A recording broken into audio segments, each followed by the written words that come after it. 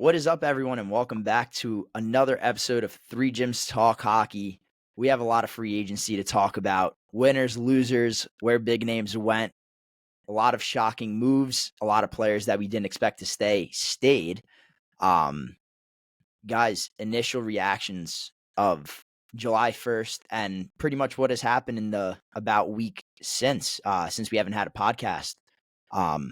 A few obvious moves, like we said, a few shockers, but what was your guys' take from everything that occurred? It was a pretty interesting free agency. I wouldn't say July 1st was as crazy as I thought it would be just because a lot of trades occurred before July 1st and a lot of signings happened before you could really see big names hit the market. For example, Marner being traded to Vegas, and there's a few other ones out there. So, yeah, I would say a lot of interesting things because we all expected like some chaos and a lot higher number AAV wise, and I was surprised by some of the guys and the contracts they got, other than the Florida Panthers getting the steal of all their players, but especially these guys that hit regular free agency, I thought they were going to get a lot higher numbers AAV wise than they did. Especially like Gavrikov getting 7, Ehlers getting 8.5. But yeah. Yeah, I mean, Milks and Dozer, you both nailed it on the head. Dozer with the AAVs, I feel like we saw a lot of discounts, hometown discounts, and just players wanting to play in certain spots, so they took less to be there. And then, Milks, you mentioned the fact that a lot of big names were taken off the board before they were even really made available. Obviously, Mitch Marner was this year's kind of superstar that not everyone was going after, but everyone would love the opportunity to land. And as we spoke about, we anticipated it. Vegas was the team that landed Mitch Marner. That's, I mean, Vegas seems to get whoever they want, whenever they want, and they've done that yet again. Mitch Marner settles in a sign and trade. Nick Waugh goes back to Toronto in return. But what an addition for Vegas, and my God, what a loss for Toronto. I mean, that fan base, I don't even want to say wanted him out, but he wasn't feeling the love. He wasn't whatever. And then you see him in his introductory with Vegas, and he's smiling ear to ear. His baby's wearing a jersey. Like, Marner's in the United States. He's playing in Vegas, and is this kind of the start of his playoff success being, well, in Vegas? I don't know if we can go that far yet, just based on his previous track record in Vegas. I think not having to deal with the stress of the Toronto fan base and expectations in the playoffs every year is going to be a huge weight off his shoulders. I think he's going to be able to kind of simmer down in the playoffs and resort back to his game. I know it's still going to be tough, but he's got a great team around him, and they have a championship culture, more than Toronto has, at least for like the better half of since Vegas has been in the league. So I think it's a great new start, and honestly, I think it was needed for both sides. You kind of saw all the hate that was directed towards Marner as a result of the Leafs being eliminated every year. It wouldn't be more towards Nylander, Matthews. Everyone kind of would look at Marner's stats and kind of pinpoint him out to be the one. And I'm sure that gets to you mentally after a while when you're the one being blamed and, you have all these other big names around you who aren't necessarily playing their best. I would give Nylander the exception because he usually is a guy that's able to step up. But I think this is going to really kind of free up Marner, and he's not going to have to worry about the crazy high expectations of Toronto every year. Yeah, I completely agree. I think Marner leaving Toronto, I know it's his childhood team, but like he looked so happy in that like presser and the introductory to Vegas. He looks like a new man going there. He got all the stress, like you said, Melks, away from Toronto, all the fans, all the media all over him over every single playoff performance. Whatever. Now, I think he's going to perform a lot better with Vegas. They've been there, done that before. Eichel's been there, done that. He's going to be playing with forwards that are veteran presence. Like, I know he's kind of that veteran on the Leafs, and now you go to Vegas, and these guys have been there, and they know what it takes to get it done, unlike that whole Maple Leafs organization for the last 20 years. So I think it's going to be a great, like, Vegas is going to be a scary team, and I would say they're the favorites in the West right now. And yeah. Yeah, I mean, Milks, the one thing that you said when you started was you mentioned obviously Marner's track record in the playoffs, and I kind of want to touch up on that a little bit because, I mean, it's not a one-man show. I completely understand the argument, but I feel like this is a complete fresh start, and you almost have to look at Vegas's success in the playoffs and not only Marner. Obviously, like Toronto didn't have success as a whole, but right now, like think about it. Marner playing on a team with players that not only know how to succeed in the playoffs, but have done it. It's like I could very easily seeing him take a very big step forward come the postseason, and make that difference that we really didn't see in Toronto. And I feel like that's going to play a big role to less media attention and kind of less pressure on him to be that guy. Because, like we said, Vegas still has a guy like Jack Eichel. They have Mark Stone when he's not on the LTIR. So you have guys that have produced in the playoffs. Obviously, Eichel not as much as other names, but Eichel won a Stanley Cup in his first trip to the playoffs. We can't forget about that. So that's, I mean, really good pickup by Vegas. I don't think anyone could really say anything about that. Vegas, like you said, Dozer, they're going to be a very, very scary team. Wouldn't be surprised if they win the West. But at the same time, it's only the offseason. Who knows what comes or what happens come the regular season. But July 1st passed, and one name that we didn't see off the board was Nikolai Ehlers, arguably the second biggest name available in terms of unrestricted free agents. He ends up in Carolina. That's what we anticipated. That's what ended up happening. He signed a 6-year, $51 million contract in Carolina. Dozer, I'll kind of let you take this one away. You had him going to Carolina, so I don't think any of us were surprised. But what was your thought when you saw that sign? Yeah, I mean, I don't think any of us were surprised. What was it? 6 years, $8.5 million for Nikolai Ehlers. I think that's a great fit for Carolina. I don't really think there's much to say on him. Like, we all knew it was going to happen. We all knew the Hurricanes needed to make moves. They made that was one of their big moves of the offseason. And I think they're not done yet. I think they still need to do a lot more if they want to compete in the East. And I think that is like their end goal is to beat the Florida Panthers. Like, we're seeing all these teams in the East are building their teams to beat the Panthers now. It's not to win the cup. It's we gotta get over the hump of beating the Panthers because they beat them for the last 3 years. Yeah, and mentioning the salary cap, I mean, they have over $10.5 million to play with.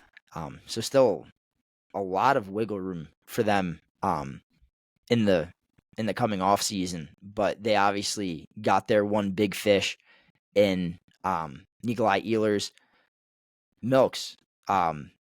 Anything kind of add about that? I mean, I think Carolina is generally a team that people are scared of in the East. And obviously they lost Jake Ensel, they lost Rantanen, but at the same time, they also got Stankoven and extended him. That's another player that I kind of want to talk about in terms of Carolina. They extended him, 6 years? I think it was an 8x6. 8 years, No, $6 an million. 8x6. Yeah, I had the numbers flipped. It was an 8x6, and the contract doesn't even start until the 26-27 season. It doesn't start this year. So Carolina has made a few really solid moves and still have a lot of wiggle room, as I just mentioned. So yeah, I mean, going back to the Ehlers situation, Carolina, we all knew kind of needed to make another move to really compete more in the East. I mean, you have Marner who's taken off the board, and then Besser is also taken off the board pretty early as well. And Carolina's kind of in that win now kind of mode. and I think signing Ehlers will help. I don't think it's going to get them over the hump because I would classify Ehlers as kind of the rest of their team where they have a bunch of stars, but they don't have a superstar. They don't have a guy like David Pastrnak or Panarin. They just have a bunch of really skilled individuals who I still think they're lacking physicality on the forward front too. So I think they made good signings, re-signing Stankoven into a good deal, but I still think they need to bolster up on the physical presence side of things. I still think they're going to be a great regular season team and make the playoffs for a long stretch of time until some of these younger teams start coming up. But I still think they're missing some key pieces and really what it takes to get over this hump that they've been stuck in the Eastern Conference. I don't look at their roster and see a Stanley Cup winner. I look at their roster and I kind of see, okay, you're going to make the playoffs. You could make a run, but I don't see you really making the cup. And if you do make the cup, I don't see you winning the cup. The one thing that I'm gonna just point out is you mentioned their physicality, and I half agree, half don't. I definitely think that there's still a lot of pieces to add, but you have guys okay, he's obviously aging. He's 36 years old now, but they have Jordan Staal, their captain. He's maybe one of the best at using his size to his advantage. Obviously, other than players like Sidney Crosby, who are world class at protecting the puck, Jordan Staal, I feel like, is one of the best at just winning corner battles. He just dominates players. And then you have someone like Martinuk. Again, he's on the older side. But then you also have someone like Svech, who's on the younger side. He's 25 years old. He likes to use his body. So they definitely have a number of guys that like to play physical and like the contact. But I completely agree. They need to add more. They don't have – they have a playoff contending team, but it doesn't feel like they have what it takes to get over some of those top dogs, like you said, Florida, especially with what Florida has done. Bill Zito, as we've said, he works his magic, and he did it once again this offseason. He re-signed the big three. Brad Marchand and Aaron Ekblad are the two that weren't signed the last time we spoke. They had previously signed Sam Bennett to that 8x8. Brad Marchand signs for 6 years. Aaron Ekblad signs for 8 years. Both very good contracts. I mean, Aaron Ekblad's obviously a steal. So what are your guys' thoughts just on Florida retaining their big three, Bill Zito getting pretty much the impossible done, and then kind of comparing that to a Carolina? Because obviously if Carolina is a team that other teams are looking to catch in the East, what could that team really do to catch up or stay at pace with the Florida Panthers? Well, I mean, the Panthers, you can kind of see in the contracts, they're all kind of taking pay cuts and being really selfless and taking winning more serious than making money. I mean, the Ekblad contract is egregious. If he hit the open market, he could have been paid easily $8 million a year. And that also kind of affects Carolina too, because they were a big name out there that was going to try to acquire a guy like Ekblad. And then to be able to re-sign him to that deal, and then obviously the Marchand deal, I feel like the biggest question mark was Marchand, because there's obvious speculation that the Toronto Maple Leafs are going to make a run at him. There's speculation that the Bruins wanted him back, and there could be a potential reunition going on there.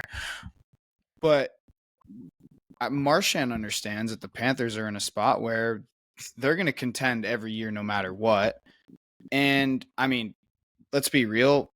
There's no way this guy plays till he's 43.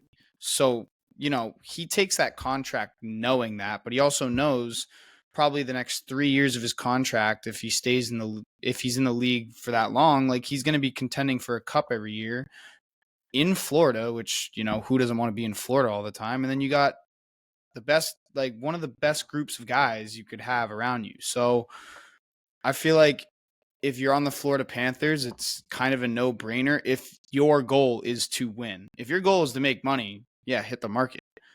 These guys want to win, and you can see it by the way that they're taking contracts. Even last year with Reinhardt, you can pull all these examples. I feel like Bennett's was Half their actually a fair roster's an contract, example. but yeah, Gustav, like Yeah, I mean- I think Ekblad making 6.1 compared to the other defenseman contracts we've seen this offseason might be the biggest. It is the biggest deal of the offseason. It's nuts. I said Sam Bennett's contract last episode was bizarre, and this one is just absolutely nuts. Romanov got 8 years, 6.2 million, and I still think that's. I texted Solon because he's an Islander fan right away. I was like, how do we live in a world where Ekblad is making less money than Romanov, and Romanov is still on a good contract? It like you said, Milks, that culture down in Florida is wild right now. Everyone wants to stay. And what I'll say about Marchand is I think he doesn't care about the AAV because he got 6 years, and I would be very surprised if that contract's not bought out towards the end of it. Like he'll be 41, 42 years old by the end of that. Like yeah. There's no way he's playing that, but he doesn't care. He's gonna stay in Florida, retire a Panther, and live on the beach for the rest of his life with one cup of Florida and probably a couple more coming up. Yeah, I mean, this guy, like you said, he's not looking at securing the biggest bag. He's done that in his career. He just won a second cup. He's somewhere where he enjoys to play, and he's got an opportunity to stay and potentially win a second Stanley Cup there in Florida, a third in his career. So, I mean, what Bill Zito has done, I feel like that's been the talk of the offseason, obviously. I mean, the fact they've gone to 3 cup finals, they've won back-to-back cups, and then they're able to maintain all their core until pretty much 2030. It's a scary sight to see if you're an Eastern Conference team, especially Milko, you being a Boston fan in that Atlantic. I mean, not that you guys necessarily are going to be competing with them anymore. Now the roles have flipped, but I mean, this team's unbelievable. But I mean, Dud, you mentioned Brock Besser a little bit before, and he was the real first wow signing that occurred. At least for me, I texted you guys and I was like, Brock Besser staying in Vancouver, and all of us were kind of like, what? Everyone expected him to leave. He ends up signing a 6x 7.25 AAV. Beautiful work by I meant Vancouver, excuse me, by Vancouver, but it kind of surprised me. I thought Besser was on the move. I thought he could use a bit of a change of scenery, but for all we know, it works out. That's the only place he's known. He might feel a certain way. They might have had a certain conversation, but for him to stay in Vancouver, I was surprised that it was at 6 years. If he moved, I wouldn't have been surprised with that longer contract. But what did you guys think when you guys heard that Besser wasn't going anywhere? Definitely threw me off just because I don't know why you would wait that long to get to the open day market and sign right away. I feel like he didn't give himself opportunity to even hear what other offers were out there. Personally, I feel like him re-signing probably came with a big push from Vancouver and Quinn Hughes because Vancouver knows that they have to keep him happy. And I think if you let Besser walk, you're losing a core piece of your foundation right there. That's a potential 40 goal scorer. If you lose that, it's kind of imminent that you might lose your captain too. So I feel like Vancouver, but the other thing that's kind of confusing to me is he's on a pretty good deal. Like I figured if Besser wasn't signing in Vancouver, it's because they weren't hitting a number over 8 million. I figured if he hit the open market, teams that need a goal scorer would be willing to pay him, especially a team like Minnesota, who we all heard rumblings about with him. I think Minnesota would have been willing to give him at least 8, maybe 8.5. So it was kind of weird that they got him on that low number, and it was within probably 2 hours of the market opening. I mean, yeah, like I agree. I think in the sense, like bringing up Quinn Hughes, I feel like that did play a role, but at the same time, I don't, because Quinn Hughes already told you that if he's not contending for a Stanley Cup, he wants out. So who knows? Maybe they can make something of it. They could make a push for the playoffs, but I personally don't see Vancouver as a playoff team in the next couple of years. So I feel like by that point, if the opportunity arises for Quinn Hughes to make his way over to the East Coast and join the Devils and his two brothers in Jersey, he will do it. I also feel like, once again, this is all speculation, but if he ends up in Jersey, I feel like he also has a better opportunity to win a Stanley Cup faster. So I understand the Quinn Hughes argument, but I'm not really sure if that played much of a role. I feel like that, but he also didn't really get a chance to explore other options. So that's the other thing. He did sign real quick, but that was yeah, I mean, good work for Vancouver. I guess we'll see how it works out, but I expected Besser to maybe even go to the Jets, like we spoke about last podcast with the exit of Ehlers. So those are your big UFA signings. In terms of restricted free agents, we touched up on Romanov. Obviously, Romanov signed an 8-year, 6x2, 6x25, whatever the exact number was with the Islanders. Really good contract. Good work by Matthew Darsh. The Islanders' left side of defense looks pretty promising in the future, but Alexander Romanov kind of being that core guy for now until Schaefer finds his way in the NHL. I love that. And then on top of it all, Romanov is still in his 20s. So he even has, I think, another couple years to grow a little bit until he reaches his full potential. So great signing by the Islanders. I think that was much needed, especially after losing Dobson. So I'll take that. But the one restricted free agent that I kind of want to touch on is Keandre Miller. The Rangers sign and trade. We spoke about it last pod. Both me and you, Dozer, we said that we expected Keandre to be on the Rangers roster to start the season. I said he would be in my opening day roster for the Rangers. You said that you expect him to play and to get traded towards the deadline, or something of that nature. But he ends up getting moved to Carolina, and robbery, highway robbery. Dozer, give me your initial thoughts. I mean, this is your forte, so I'll let you take it away. Yeah, I as a Ranger fan, I was absolutely ecstatic with what the Rangers got in return for Keandre Miller. And first off, I want to touch on how we said we thought Keandre was going to be returning on the Rangers, and I think Carolina kind of got a little desperate after seeing all the defensemen kind of go pretty quick. Provorov re-signed right away. Dobson got traded to the Canadiens. Like, all these defensemen just kept coming off the board. They were running out of options. I feel like they kind of pulled the trigger and gave up a lot because they needed a guy.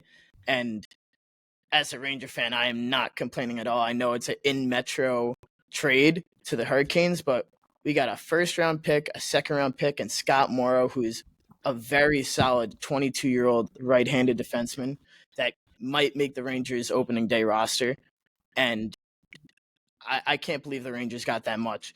At first, I was expecting just maybe a conditional first-round pick and another late pick. I can't believe we got 2 picks and a prospect. And just going off the contract that they gave Keandre Miller as well, the Rangers got a better defenseman right now. I don't think that's a hot take at all. Gavrikov, better right now as a defenseman. Keandre Miller could definitely get there in the Hurricane system, but they got Gavrikov for $7 million, cheaper than what the Hurricanes signed Keandre Miller for.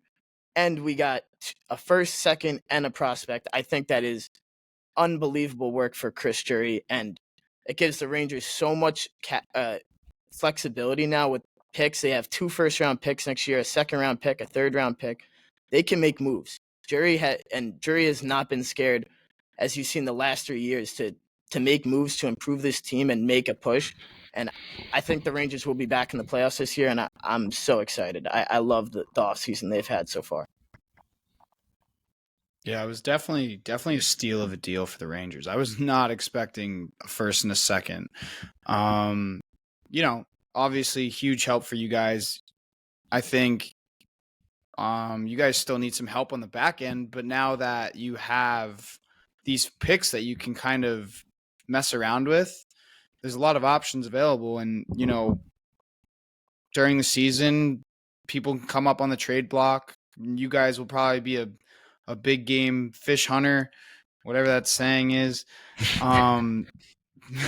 Either way, I think, like you said, it gives you a lot of flexibility, and New York tends to be a destination a lot of players want to go to, so that won't be an issue either. Incredible work by Drury. Plain and simple.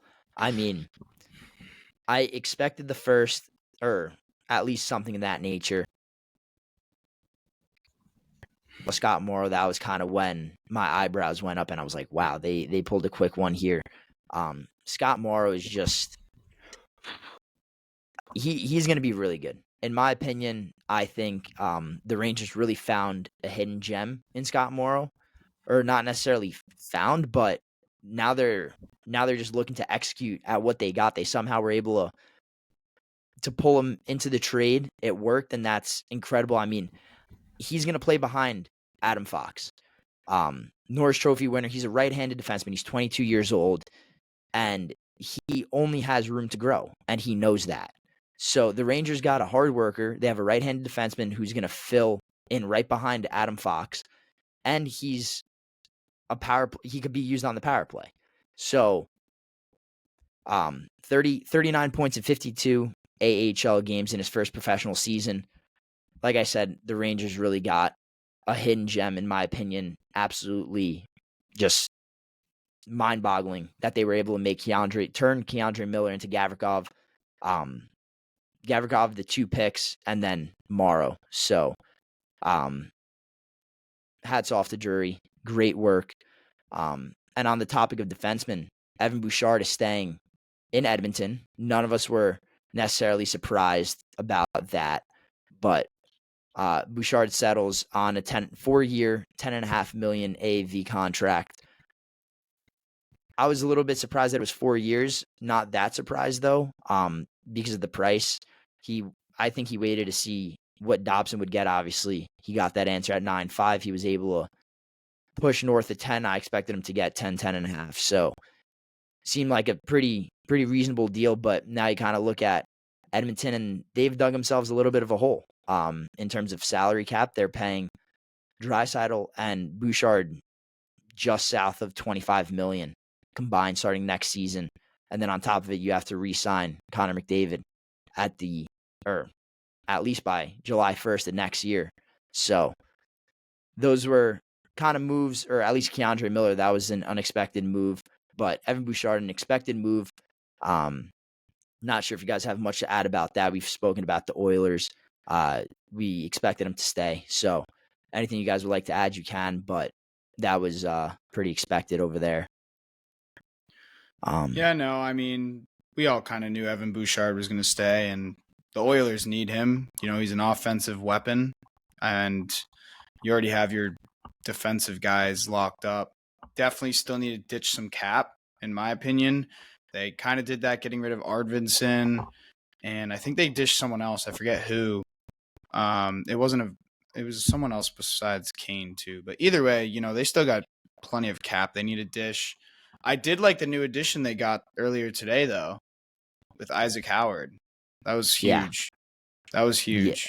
Yeah, that was actually last night. But regardless, I didn't know where I thought Isaac Howard was going to go. Obviously, I was trying to manifest him getting to the island because of Matthew Darsh, but because of that lightning connection. But kind of thinking about it, that lightning connection may have actually pushed him away from the island.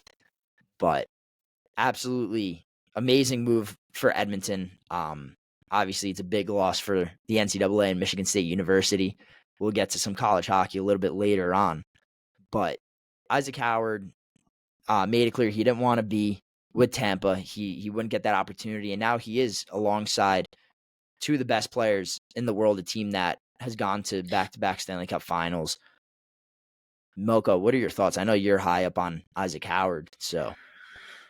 Yeah, I mean, just coming off the Hobey Baker, kind of dominated college hockey. Kinda.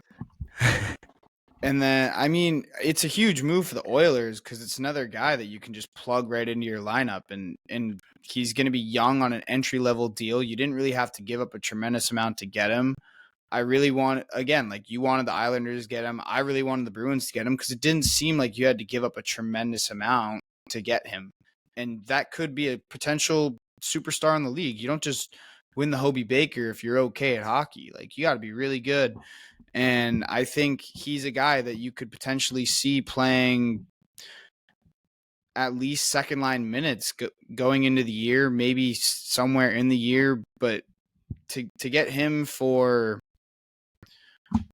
a mid-level prospect, I think is a steal, and I think it's going to be huge.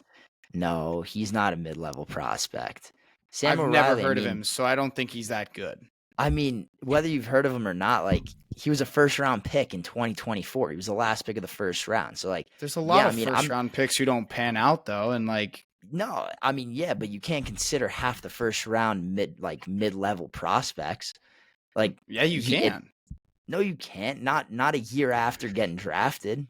Well, I haven't heard anything about him, so I just don't think. I don't think giving up your. I think I would 100% rather give up Dean Letourneau for Isaac Howard than keep Dean Letourneau and see him pan out to be, maybe an NHL player. You know what I mean? Like, you can pretty much rely on Isaac Howard being plugged into your lineup. Sam Riley, you have question marks about. You don't know if he's going to make your roster. You don't know what he's going to be in a few years. Well, you know what you're going to get with Isaac Howard. He's not going to make an immediate impact, but he's a guy you can plug into your lineup right away. Well, yeah, but you also got to remember that Isaac Howard's 2 years older than Sam O'Reilly. Isaac Howard was the 31st pick in 2022. Sam O'Reilly was the 32nd pick in 2024. Yeah, that's a fair point, but you know what you're going to, like, you know more about what you're going to get with a guy like Isaac Howard. More, but then there's also a difference between college and the NHL. So, like, you really don't know what you're getting. You're just taking a great point. You're just taking a hot chance. You've seen it recently that NCAA translates pretty well to the NHL. You can pinpoint the Sharks, for example, with Celebrini and Smith. Yeah, those are just two guys off the top of my head. But like, if I'm the Oilers, I'm doing that deal every time, no questions asked. 100%. We're on the same page for that. Yeah, I just had something to say about you calling Sam O'Reilly a mid-level prospect because I don't think any first-round pick. We'll talk about him at the end of the year, and we'll see how much status. Well, no, you can't talk about him at the end of the year because next year he's playing in the OHL again. Okay, great. He's playing in the OHL where he'll probably get 90 points in 40 games because that's just how the OHL works, I guess. I'm telling you. No hate on Sam Riley, but I'm taking Isaac Howard over you every day. Yeah, no, okay. I think we're in agreement with that, but Dozer, we spoke briefly on the phone earlier today, and one of the first things you told me was how you woke up to that news because you were asleep when it happened last night. What went through your head because you did send it in the group chat this morning? Yeah, I sent it in the group chat at 5:30 in the morning. That's the first thing I saw when I woke up. I was shocked that it was Edmonton. For the teams that I heard that he could go to, is like Islanders, Rangers. They're like kind of teams that are young and like rebuilding or retooling. I had no like thought in my head of Edmonton trying to go after him. And it makes sense from Isaac Howard point of view, where you want to go to the league right away, you want to play. Oilers could give him that shot basically right now. They don't really have anyone out of their top two lines. He'll have a chance to play, make a third, fourth line off the bat. And yeah, I was just shocked that it was the Oilers. I didn't hear anything about him, and I just thought he was going to go to a retooling, rebuilding team that it would like give him an opportunity to play and, develop with their younger guys. I feel like Edmonton is weird. They don't really have a lot of young guys to build up with Isaac Howard. They're kind of just win now. And that's hard for a 21, 22-year-old to do, I guess, like going into that team. And he's going to have expectations to to be a 20-goal scorer, 40-point guy, especially after winning the Hobie Baker last year. Yeah, I mean, right now, obviously, this doesn't mean much right now, but on Puckpedia, he's slotted in that fourth line next to Janmark and Kapanen.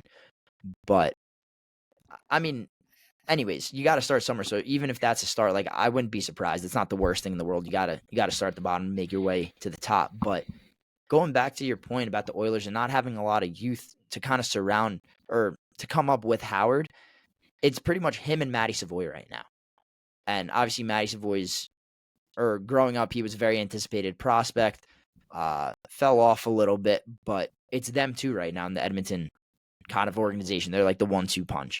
So hopefully they can learn a thing or two from the McDrysaddle duo and maybe carry the torch on to the next generation. But McDrysaddle, I don't think is anywhere near done. So I'm not even going to get into that conversation just yet. But yeah, Isaac Howard, very, very big pickup for Edmonton. Both teams are getting what they want. Tampa Bay got something out of him rather than nothing. So it's a win-win for both sides. Moving on to a couple other unsigned free agents. You got Boden Byram, who's still unsigned. He filed for arbitration, same as Capo Caco for Seattle, and then Maxime Tisselklov for the Islanders. Those are just a few guys that have filed for arbitration. Hopefully they find a deal before arbitration hits.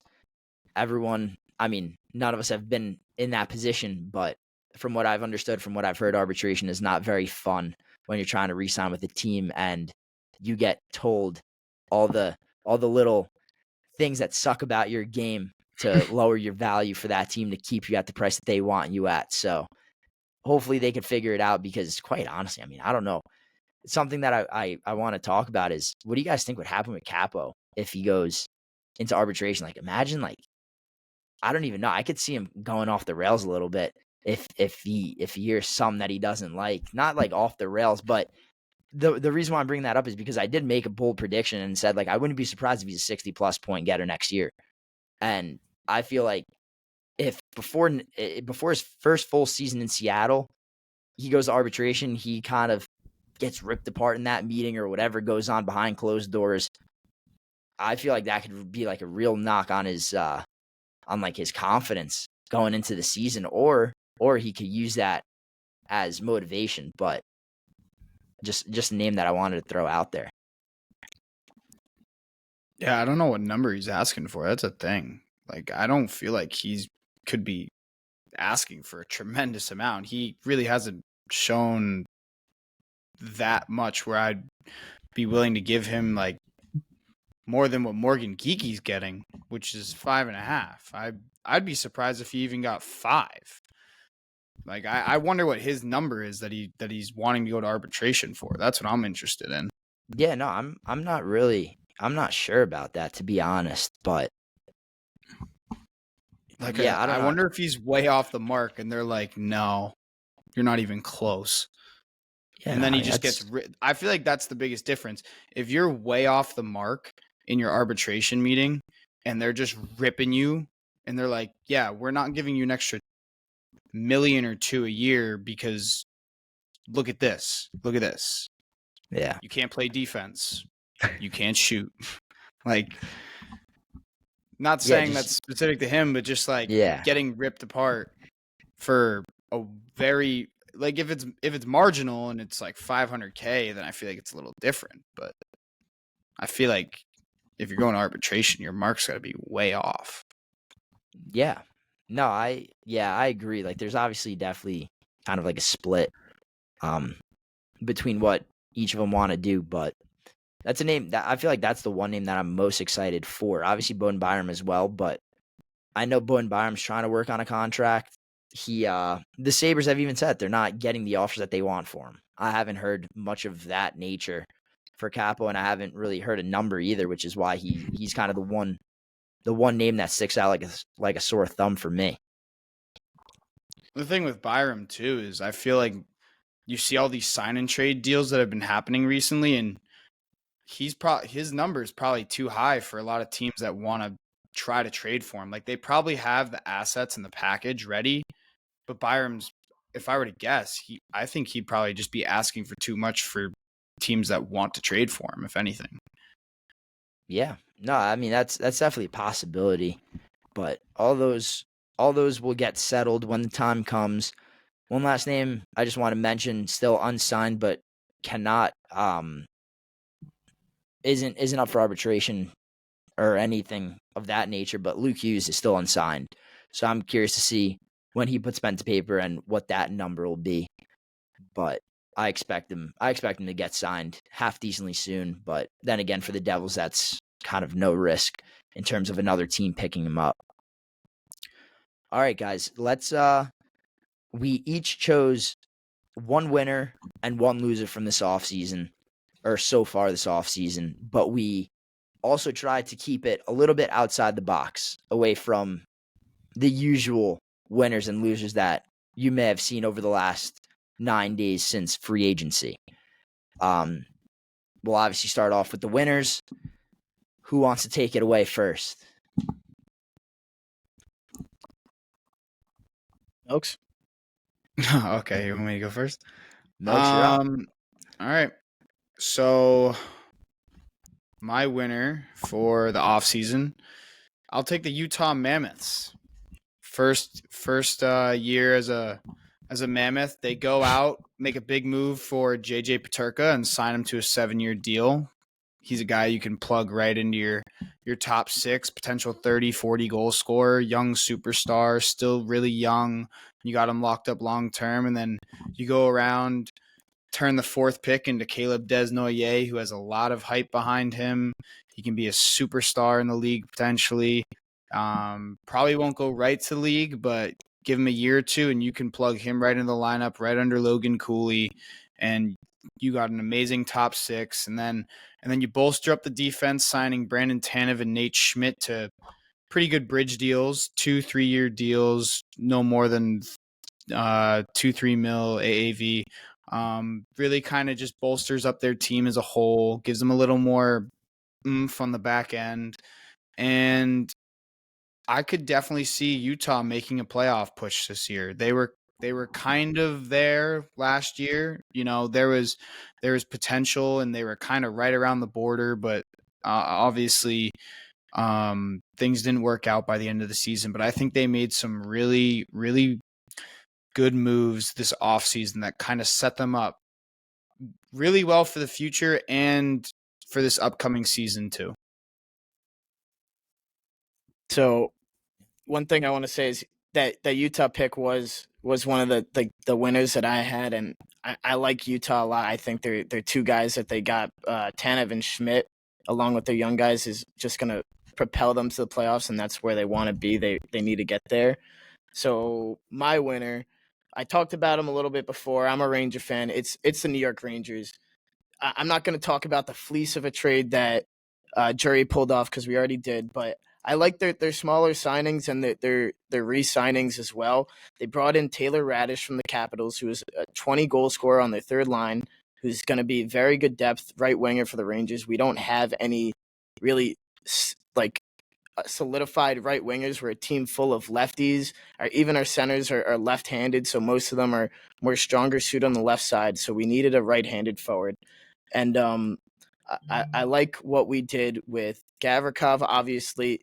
And the last thing I want to say on Gavrikov is with Fox never played with a very good shutdown defenseman that let him free up his game more, as he's, offensively skilled. We saw in the 4 Nations, he can't really handle those big guys down low. He's not that big physical defenseman that you need in the playoffs. And I think Gavrikov is the perfect defenseman to pair up next to him. It's going to be the best defenseman he's played with in his career. And I'm expecting another I'm going to say it. Fox hot take is Fox is going to win the Norris next year. He's going to drop 110 points, and the Rangers are going to be top 3 in the Metro. 110 points. Holy shit. Yeah. Maybe not 110. 100 points. 100-point defenseman. Still 100 points. 100 Holy points. Shit.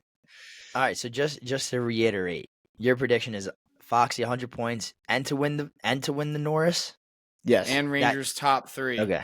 Top 3 in the Okay. Metro. I feel like that's the Oh, most in the Metro. the most Okay. I confident. thought you top said 3 in the the East. Metro. No. Okay. Adam I mean, Fox, 100 points. My God. He should Holy have 2 shit. Norrises already. He's only got 1.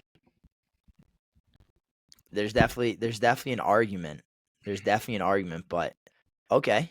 All right. So I like both those winners. My winner is Montreal. Montreal took something that I loved away from me in Noah Dobson, but it's something that had to happen. I feel like adding Noah Dobson is such a major piece for Montreal. I mean, their defense is absolutely insane. Like, you could play Dobson with Hudson, you could play Dobson with Matheson. Um, they got they they got good young defensemen. So I feel like adding Dobson to kind of be that 1B to Lane Hudson, or at least that first right defenseman, is a very big help. And then another move that they made that I really, really liked was Zach Bolduc, in exchange for Logan Mailloux. I'm much higher on Bolduc than I've ever been on Mailloux, but at the same time, Bolduc's obviously also older and he has some NHL experience. This past season, in 72 games, he had 36 points. Listen, that's not terrible for a 22-year-old. That's not bad at all. So for Montreal to pick up some youth, obviously Noah Dobson's not as young as Bolduc, but Noah Dobson's still on the younger side. He has a lot of room to grow, in my opinion. He needed a fresh start. The fresh start will help him tremendously. I could only see Dobson getting better. And then the same goes for Bolduc. He's got players to play with now, so we'll kind of see where he fits into the lineup. But even playing with someone like, I don't even know, maybe like Doc and Demidov, like that could be unbelievable. So I feel like Montreal took a few really big strides in the right direction so far this offseason. And that's not even to mention all their draft picks that they still have. At least next year, they have a pick in every round, and then multiples. I know that they have 2 second-round picks, and then 2 something in the later rounds. So they took a few steps forward so far this offseason, and I could only imagine them taking a few more next year as well. So for me, I got Montreal. Before we go into the losers, I also do want to throw out there that Montreal got my boy LJ Mooney. They did. He's actually been creating a lot of buzz at development camp, and I could see this guy being a stud in a few years. I was so mad that he fell that far, and the team that picked him is the Canadians. That's literally all they do. They pick the short, skilled guys that everyone doubts, and then they ball out. So I'll throw a name out there because we were talking about Sam Riley and him in a few years. Let's talk about LJ Mooney in a few years because I think that kid's going to be a stud, and he's going to be an NHL ready guy coming out of college. I cut out, but Solon, did you mention Zach Bolduc at all? I did. Okay. I had a whole little rant about him and how much I love him and how I feel like he's going to succeed tremendously in Montreal, and kind of saying how Montreal's done a very good job of getting younger, but also better at the same time. Like, could you imagine Bolduc playing alongside Kirby Dach and Demidov next year? Like, that could be unbelievable. And that would be their third line. Say that again? That would probably be their third line too, which is which I think would be unbelievable. So I did mention him. I love what Montreal's done, just to reiterate. But yeah, LJ Mooney, no better place for him to have gotten drafted. No organization is really as good as developing smaller guys than Montreal, and then on top of it, you have someone like Marty St. Louis, pretty much the epitome of a successful career under 6 foot. So we'll see what happens. That's another name to really keep an eye on over the next couple years, see how his development goes. But on to the losers. Milko, you started, so I guess I'll start this time around for the losers. But my loser is the Toronto Maple Leafs, and it's pretty simple. They lost Mitch Marner. Mitch Marner's not an easily replaceable asset, and they didn't really do anything to replace him. So, okay, I understand the argument. They've had a few good contract signings. JT, obviously, Nyes, both really good contracts that helped Toronto tremendously.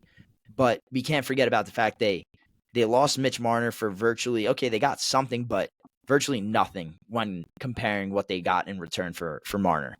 So they're kind of my one loser because I feel like they lost the biggest piece without getting anything in return. And that can't happen, especially when you're a team like Toronto. Okay, I understand you had the big four. You were going to lose someone at some point, but better than nothing, but not exactly what Toronto needed in terms of getting what they gave up. Yeah, and they didn't really spend their cap space that they freed up from Marner on any significant player. I feel like Exactly. that would make that team better in any way.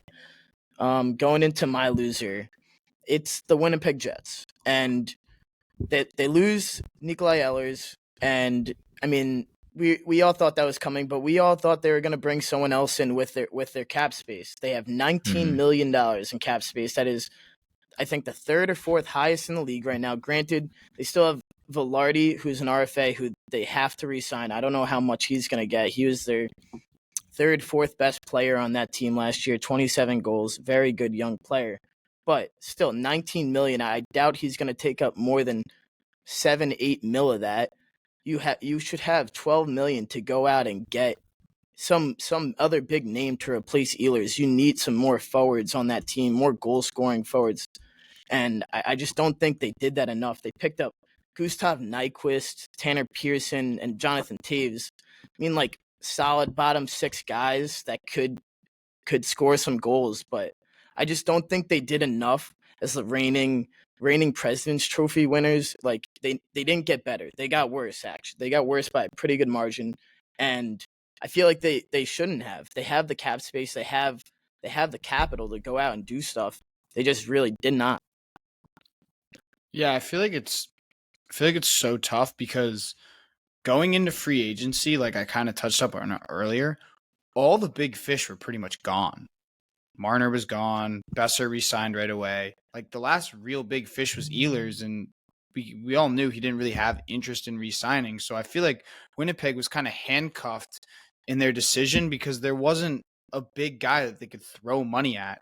And also, you have to remember, Winnipeg is not a desirable location. Players don't want to sign in Winnipeg because, to be honest, there's not really that much out there. Like, you're kind of in this secluded part of Canada, in, like, I'm sure the city's fun and stuff, but you see it in player polls. I'm pretty sure Winnipeg is rated the least favorite or least wanted to sign place in the league.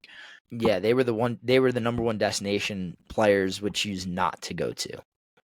Which makes it even harder. I mean, but I agree, they're definitely losers. You lose, your second best forward besides Kyle Connor. Shifley. Yeah, I was going to say, either way, you lose a first liner. You lose a first liner.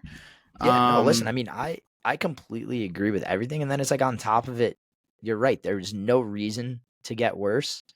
And that was going to be my one argument. It's the fact that, I mean, okay, you're looking at, don't even look at someone like Jonathan Taves, who's from Winnipeg, who wants to play in Winnipeg.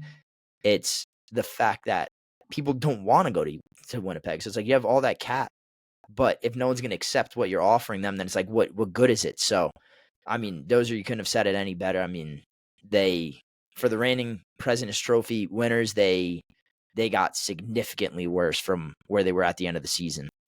Yeah. Dud, who do you got?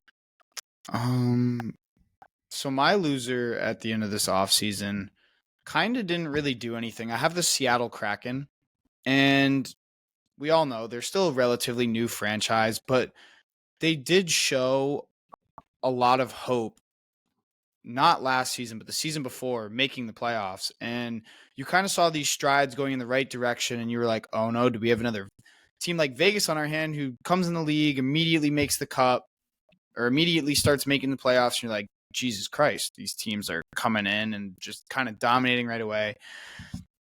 They had a down year, and then they didn't really do much. They have $11 million in cap space. They signed a fourth line player in Ty Carte, and then they signed a third line defenseman in Ryan Lindgren, and then they get a backup goalie in Matt Murray. So, before they made those signings, they probably had close to $17-18 million in cap space. And I mean, like I said again, the free agent market wasn't crazy diluted. There was not that many high level guys that you could sign that are going to turn your franchise around. But I just feel like the small signings that they made didn't help their team at all either. And, props to them for getting Jake O'Brien in the draft. I think he can be a difference maker, but he's not a guy that actually he signed his entry level deal, but I don't know if he's going to be a guy that's making their roster right away either. So, I mean, he might, but I don't see him being a game changer right away. No. I don't think he's going to be a game changer, but I'd be surprised if they sign him and they don't start him in the NHL. Yeah, that's fair. Just because of where he got drafted. Like, he might not finish the season in the NHL, but I'd be surprised if he at least doesn't start it there. Yeah, fair. But for a newer franchise who made the playoffs 2 years ago and then kind of hovering around the wild card area, you would figure that they kind of want to make a push, especially when the West is so tough. And they just didn't really do anything. So I feel like they're going to be kind of stuck in the same spot they were last year. And honestly, I could see them being a little worse. Yeah. So we went through our winners. We went through our losers. We pretty much touched up on everything in terms of the free agency. I want to talk about the biggest winners in the hockey world. College hockey, and more specifically, Penn State University.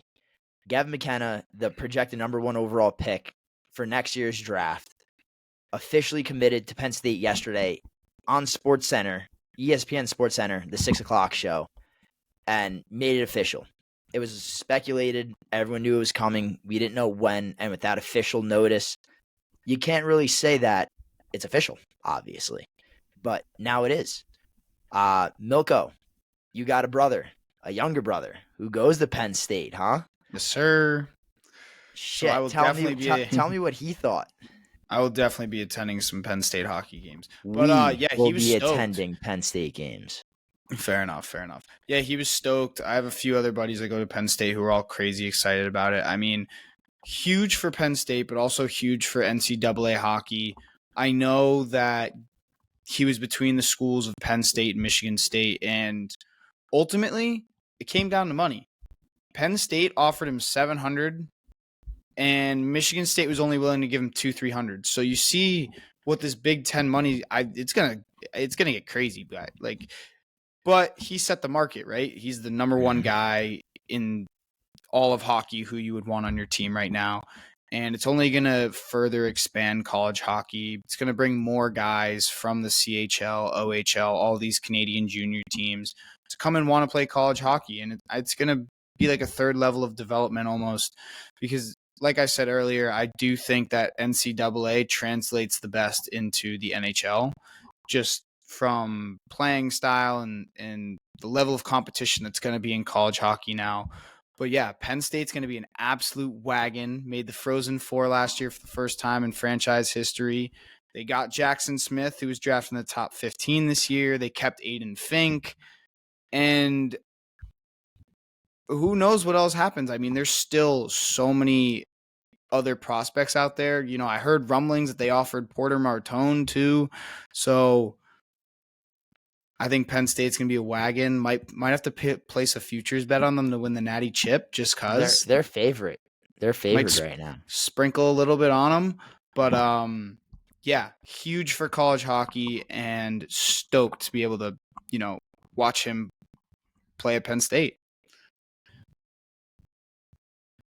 Yeah, I mean, this is like a Connor McDavid going to college type of situation. And like you said, Penn State was a wagon last year. They made their first Frozen Four. This year, me and Michael, we were talking a little bit earlier, and I'd mentioned how I think that Penn State is the new favorite to win the Natty Chip. And I double checked myself, and they are.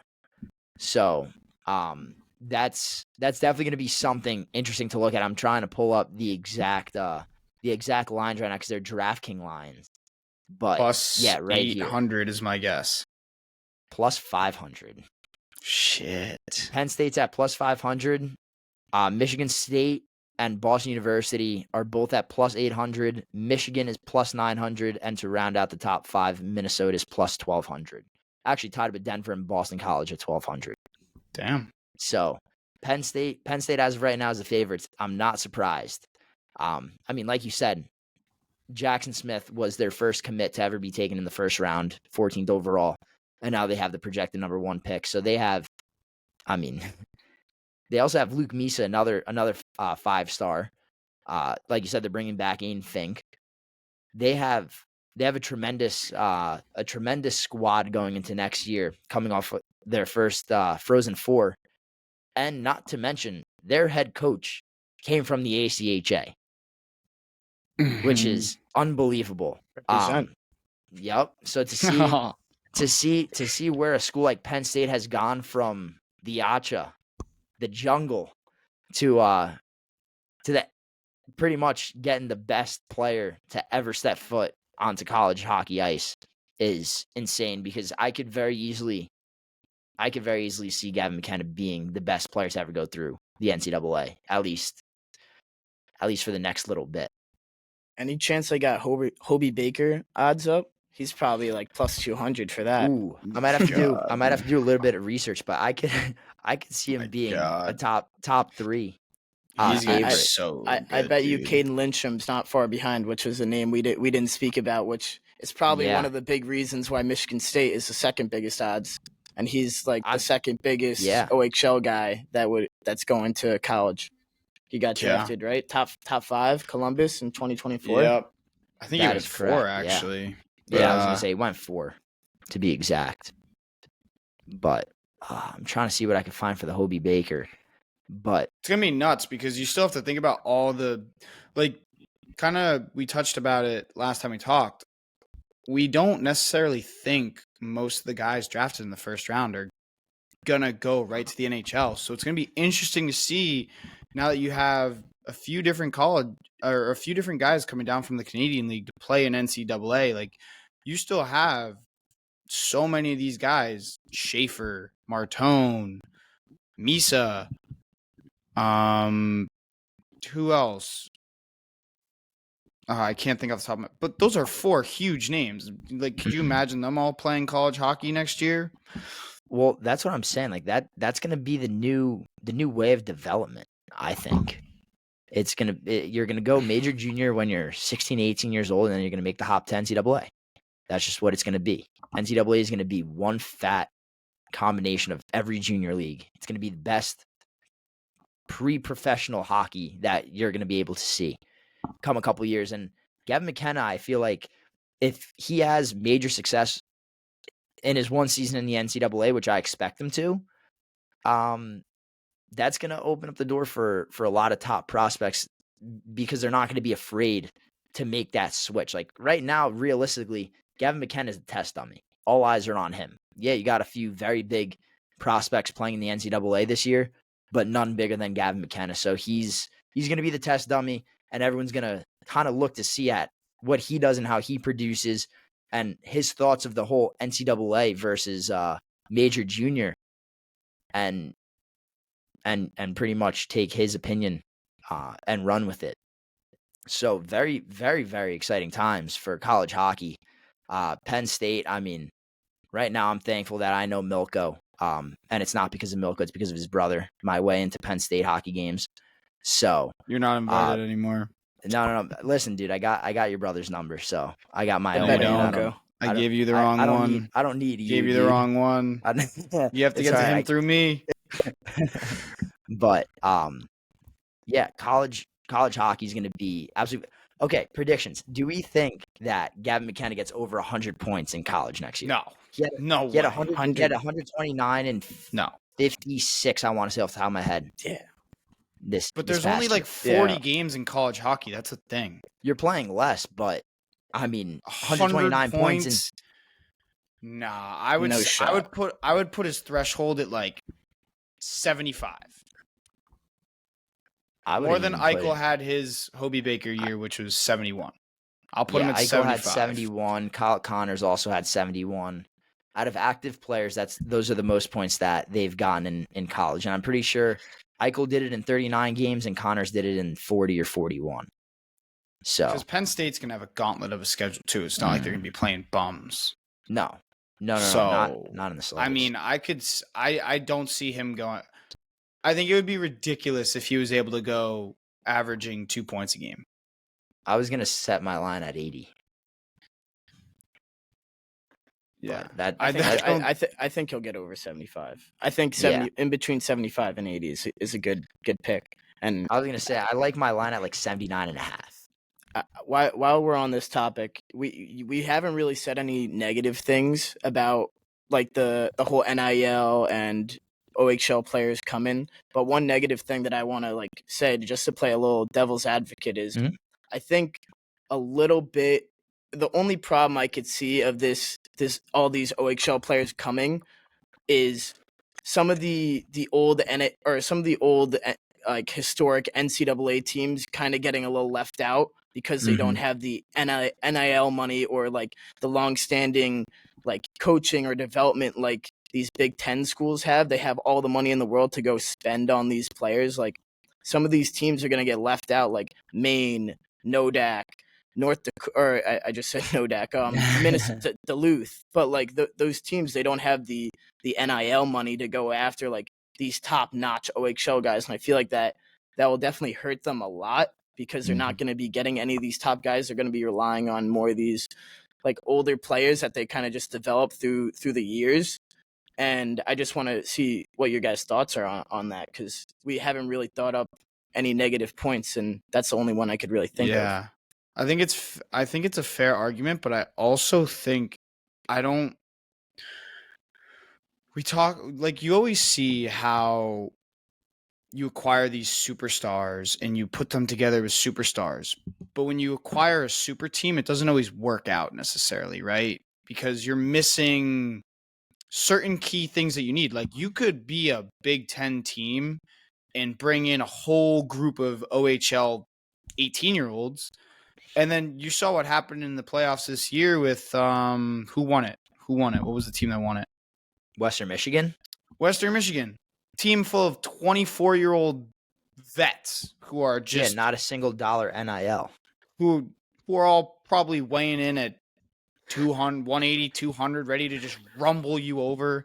Yeah, so I bunch of 98 birth years playing against 2003s. Exactly. So that's where I think, yeah, the NIL money's huge. You can bring in these crazy good prospects, but being able to like find these prospects that fit your school instead of just looking for straight skill, prospects that fit your school, and then like having them develop and stay through the program. Cause like you have to kind of think about it. Most of these guys are going to be one and done. They're not going to be staying in college hockey for more than probably a year. Maybe. So I don't know. I mean, it's definitely going to hurt the smaller schools, but I feel like in a sense, it's just going to be such a fast rotation of players that I don't know if it'll make the biggest difference because those schools weren't necessarily recruiting the top-notch players anyway, if that makes sense. I see what you're saying, Dud, but I don't necessarily agree because when you add NIL money, just because players weren't going there before doesn't mean that they're not going to go there in the future. If it wasn't for NIL money, Gavin McKenna wouldn't have gone to Penn State. You know what I mean? So, you think he would have, if there was no NIL money, you think he would have played in the dub again and not gone to college? I think there would have been no point of him to play in the dub again. No. Even if That's there was not no what I'm NIL. saying. I think if there was no NIL, I don't think he would have gone to Penn State. I'm talking NCAA, not Penn State specifically. Oh, no. I think if that portal was still open, I feel like the smart move would have been to make that jump. I don't think he would benefit from another year in the WHL. But going back to Dozer's original question, I definitely think that the NIL thing could be a negative thing, but I also don't think that we're going to see a lot of players making, at least in hockey, because I know certain sports like football, they get a dumb amount of NIL money. but I don't think you're going to see a lot of hockey players making the kind of dough that McKenna's making right now at Penn State. And like you said, Penn State and those Big Ten schools, those are schools that can afford to send out that kind of money.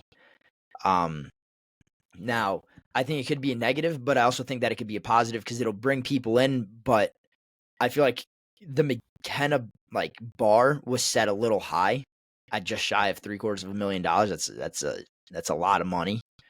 But for schools like Maine, Nodak, even the Duluths, teams like those, I hope that it doesn't affect them too much because I still feel like there's going to be enough skill coming into college to where they're going to get high-end talent. Because if teams want to spend $700,000 to get a Gavin McKenna for 1 year, they're not going to have a whole lot more money to spend on other guys.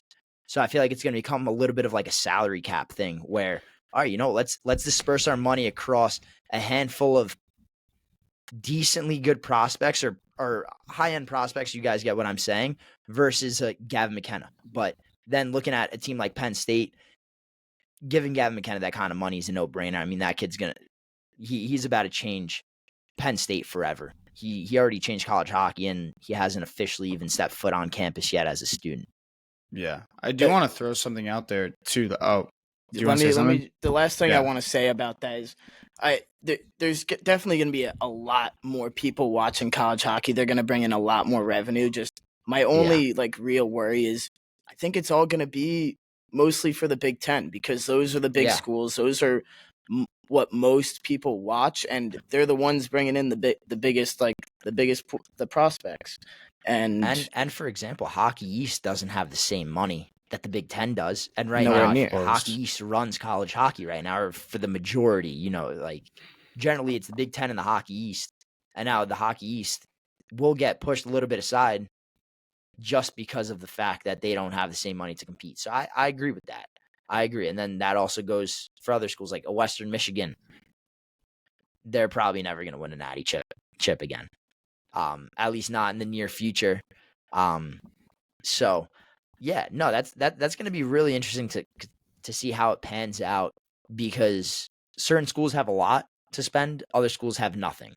So it's going to be a work in progress. Like I said, Gavin McKenna's kind of the test dummy right now.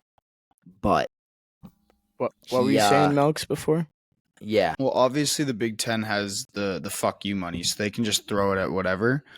And talking about those smaller schools, for those smaller schools, you just kind of have to. One, you have to push your donors crazy because you need funding, and then they just have to sell the tradition. You know what I mean? Like sell the tradition that it's not about money, and hopefully greed doesn't start to take over.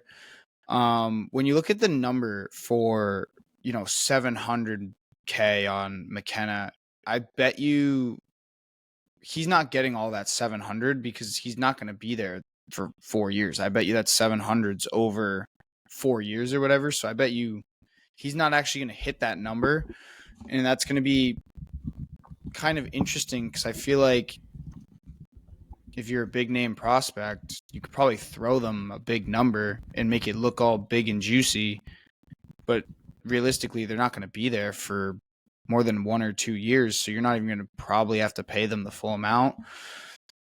But I think for the biggest thing for the Hockey East is selling the tradition of what it's like to go to a school where it's all about hockey, because all the Big Ten schools, it's mostly about football. Like those are huge fucking football schools. They're not necessarily focused on winning the hockey national championship every year. When you look at teams that are in the Hockey East, that's mostly all those schools look for. Yeah, I mean that's gonna change a lot because right now these teams, like you said, spend a lot of money on football and other sports, and now you kind of add hockey, and I feel like right now college hockey's in the process of taking those steps to that next level, and when they do, like right now, like we said, look at how many guys are already coming over. So when they really get to that next level and they have those I guess, set teams, like we said. Like I imagine it's going to be a handful of teams running college hockey, similar to how it is now, but it's going to be a different. It's going to be a different five because it's going to be the five that have the most money to spend. So when we find out which five of those teams are, we're going to see the 5-10 schools that a majority of those top prospects go to, and I'm very interested to see how other schools respond. I'll use Sacred Heart for example. Obviously, no comparison to a school like Penn State. They're cooked. But my point is they've had a few transfers and major junior kids already commit for next year. But now, what could Sacred Heart do to get to that next level and compete with those other schools? I don't think that there's much that they could do because they don't have the same money. It's not the same playing field the way that it was pre-NIL. Not that it was necessarily an even playing field before, but now it's really not because it's not about the facilities and how much schools approve to spend on certain athletics. Now it's a matter of how much money they could pay their players, and if they could pay them the number that they want, they're going to join the team. I definitely think facilities play a little bit of a role. No, everything listen, else, no. Listen, they do, but if we're talking facilities, Nodak has one of the nicest college facilities in the nation. But if they don't have the money the same way that a Big Ten school has money, it's going to be a lot harder for them to really land those prospects because there are comparable facilities around the NCAA. So, a lot of interesting stuff in terms of that college hockey, but that pretty much wraps up the pod for the day.